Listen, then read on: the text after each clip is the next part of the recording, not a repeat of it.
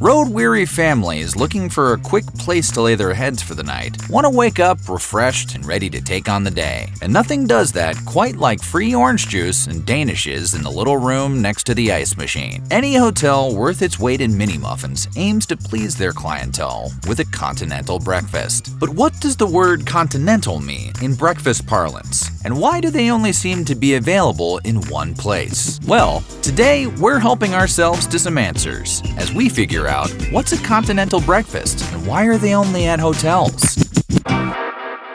But before we chow down, why don't you hit up that subscribe button, then line up at the comments and let us know which morning traditions you want to know about. For now, time to wake up and smell the coffee.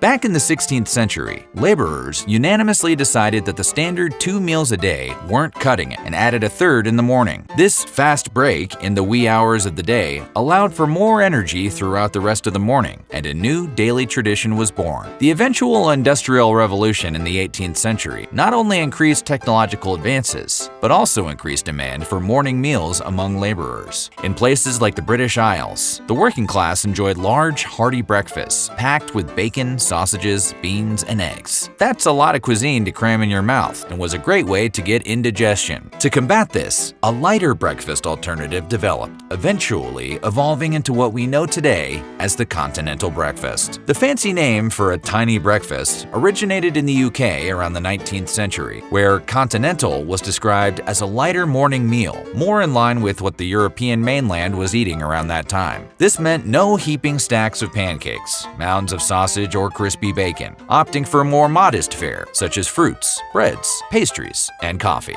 The first use of the phrase continental breakfast in print can be traced back to an 1896 issue of the Sanitarian as a way of describing European hotel breakfasts. An issue of Harper's Weekly from that same year would go on to criticize the very idea of a minimized breakfast, begging readers to consider the great beefsteaks and pies they would be missing out on if they bought into this malarkey. Before the time of continental breakfast offerings, American hotel chains followed the American payment model, where rooms and meals were bundled together. Europeans, on the other hand, were used to charging meals separately. When a new hybrid model emerged, where breakfast was included but lunch was not, chains would go on to label this the continental model, a trend American travelers initially rejected. Americans have a way of eating what most other countries would consider excessive slop, so when hotels began offering breakfast to European tourists, their menu items needed to reflect their customer base. Since continental-style breakfast provided limited, pre-made, or lightly heated items, it was cheaper to maintain and less staff was required to run it. Instead of typical American offerings like pancakes, eggs, and meats, continental breakfast erred more on the side of breads, pastries, bagels, cereals, fruit, juice, and hot drinks. If you found yourself at a particularly fancy mid-range US hotel, you might sometimes be presented with smatterings of hot options like instant oatmeal or packaged egg items. But Key and Peele could probably describe it better than we could. Well, la-dee-da.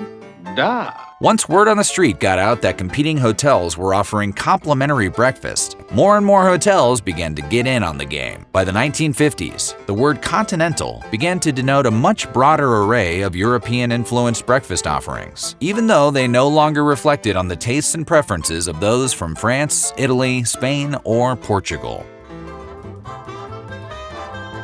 While the idea of continental breakfast was a smash hit for hotel chains who could adapt to the trend easily, they were not the first to offer such a deal to their customers. As far back as the 1920s, airlines would offer in-flight meals. Handley Page Transport, for instance, were known to serve sandwiches and fruit to passengers on their London to Paris route as early as 1919. With the infrequency of air travel and low customer base, the meals offered remained largely unchanged for several years. You simply don't need a massive menu when only a handful of people are flying. However, once air travel became the norm, more and more airlines would hop on the trend of offering light breakfasts. In the post-war years, breakfast began its run as the undisputed most important meal of the day and became a commercial amenity which continued beyond hotels. And as it turns out, Americans love an unexpected courtesy, even if it's cheap and easy to serve. Throughout the 1950s, American restaurants would start to use the term continental more loosely, with some even branding themselves as Continental restaurants. These eateries featured an eclectic mix of foods like steaks, spaghetti, salads, and other delicacies that reached beyond what was typically being offered in U.S. restaurants. This caused the term Continental to drift slightly away from its original meaning of European specificity and instead became a blanket term that just suggested more variety in what was offered. In other words, it began to become almost interchangeable with the word buffet. And in fairness, the difference isn't immediately obvious.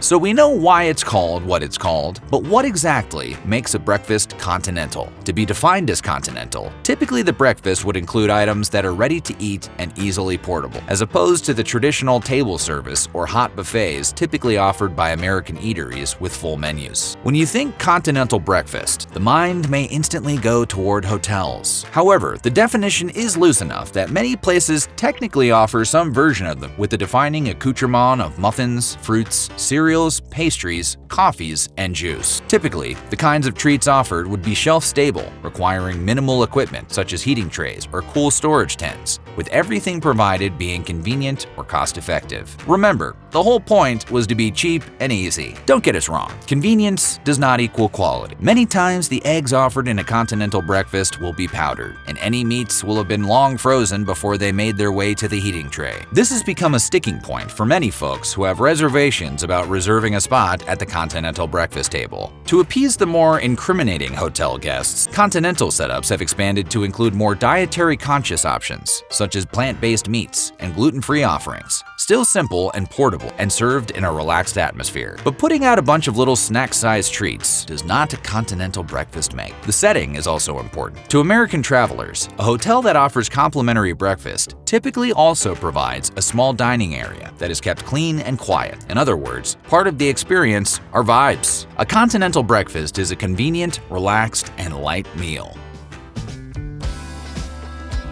Today, many hotels and overnight stay establishments still offer some form of continental breakfast. Many chains will offer customers light breakfast with staples such as yogurt, bagels, toast, and fruit, while others have scaled down their offerings significantly or even phased them out completely. A lot of the blame for the shift can be put on COVID-19 protocols, which forced hotels to completely revitalize their shared food service, if not eliminating it from their list of offerings altogether. During the pandemic, chains such as Hilton, Marriott, MGM Resorts, Four Seasons, and Intercontinental were forced to suspend their food service due to risk of contamination. The unfortunate reality about continental breakfasts is there are a lot of hands touching a lot of things, many of them unwashed. Pre-packaged or pre-plated meals and single-use utensils like those offered at Omni Hotels and Best Westerns became commonplace during lockdown as sit-down buffets disappeared, replaced with staff-served or a la carte options, which aimed to reduce contamination risks. Plexiglass did a lot of the heavy lifting as well. But we can't blame everything on COVID as much as we'd like to. Buffets are expensive to offer no matter the quality, and the age-old issue of food waste is constantly on the mind of any hotel manager. The additional need to satisfy a wide range of preferences have led chains like Choice Hotels and others to lean more toward grab-and-go options, reducing waste and limiting contact points like tongs and drink dispensers in the process. While several chains have done away with their continental breakfast offerings, many others opted to keep things going, for better or for worse. Some hotels are more well-known than others for their continental breakfast service, but the feedback isn't always the best. Frequent travelers have taken to the internet to warn other potential hotel dwellers about what kind of breakfast they can expect to wake up to. So if continental breakfast is a sticking point for you,